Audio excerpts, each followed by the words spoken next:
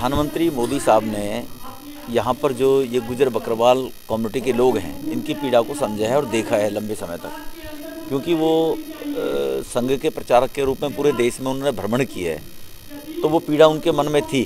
उस पीड़ा को देखते हुए यहाँ पर जो फॉरेस्ट एक्ट केंद्र ने लागू किया था, वो यहाँ पर लागू नहीं हो रहा था। ये बकरवाल गुजर कम्युनिटी के जो लोग हैं, जो गाय भैंस भेड़ बकरी रखते हैं, और 6 महीने गर्मियों में जब ये ऊपर पहाड़ों पे जाते हैं तो वो ज़्यादातर लैंड फॉरेस्ट को ट्रांसफ़र हो गई है। तो उनके चरवाहे कहाँ, एक उनके रेजिडेंशियल जो मकान थे, कभी भी फॉरेस्ट डिपार्टमेंट फॉरेस्ट करके, क्योंकि फॉरेस्ट का जो नोटिफिकेशन हो वो बाद में हुआ है।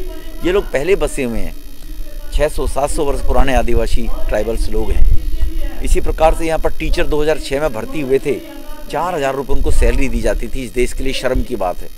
तो यहाँ जो केंद्र के बने हुए कानून थे वो लागू नहीं होते थे।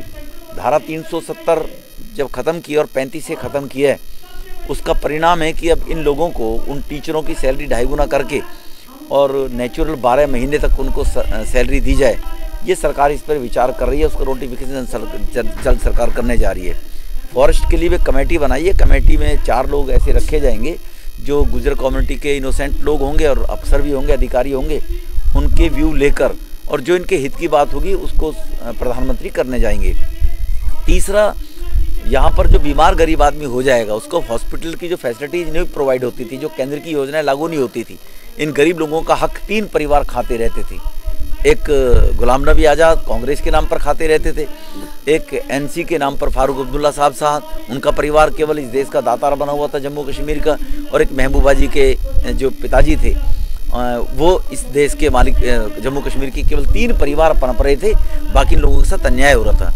अब वो योजना भी यहाँ पर लागू होगी। 5 लाख रुपए तक का इलाज हर गरीब आदमी अपने घर में करवा सकता है। प्रधानमंत्री जी ने जो योजनाएं लागू की हैं, तो प्रधानमंत्री जी को हमारे देश के गृह मंत्री जी की जो पीड़ा थी, निश्चित रूप से राष्ट्रीय अध्यक्ष जी ने चुनाव जब हुए हैं डीडीसी के, तो मुझे आने का मौका मिला है। मैं चुनाव में आया था, चुनाव में पार्टी के कार्यकर्ता के रूप में आया था। जब लोगों की पीड़ाएँ देखी थी, तो पीड़ाएँ मुझसे पहले ही माने प्रधानमंत्री जी ने लाल किले से भी इनके बारे में जिक्र किया, पार्लियामेंट में अमित शाह जी ने जिक्र किया, और अब नड्डा साहब ने कहा है कि उनकी जो समस्याएं हैं उनका किस प्रकार से निवारण हो। हमारे पार्टी के राष्ट्रीय अध्यक्ष ने सबका साथ सबका विकास, ये नारा केवल रहने के लिए नहीं होना चाहिए, ये हर गरीब के पास तक ये चीज़ें पहुंचनी चाहिए कि हर गरीब का विकास हो रहा है। उसी कड़ी में यहाँ पर लोगों की जो वेदनाएं हैं वो हम सुनने के लिए आए हैं, और उनका किस प्रकार से आगे सॉल्यूशन किया जा सके वो प्रधानमंत्री को चिंता है, उसके लिए मैं यहाँ पर आए हुए हैं। टीक बनाकर जो रिप्रेजेंटेटिव होगा, लोकल लोगों का भी होगा, सरकार के भी लोग होंगे और कानूनविद भी लोग होंगे, इस प्रकार के होंगे जो गाइडलाइंस वो बनाएंगे लोगों के हितों की रक्षा करने के लिए। उसी गाइडलाइन के अनुसार वो निर्णय फॉरेस्ट एक्ट का लिया जाएगा। वो सिस्टम चल रहा है, आने वाले 10 या 15 दिन के अंदर उसका निर्णय शायद हो जाएगा। देश में कानून बना हुआ है कि मिनिमम वेजेस हर व्यक्ति को वेजेस मिलनी चाहिए।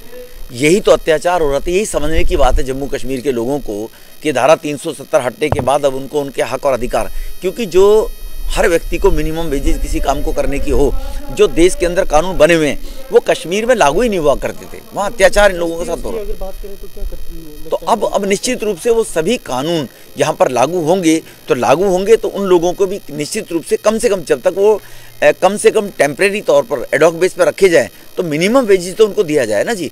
उनके फंडामेंटल राइट्स जो कॉन्स्टिट्यूशन में बनाया गया, कानून जो पार्लियामेंट में बनाए, वो भी नहीं मिल रहे थे, लोगों का शोषण हो रहा था।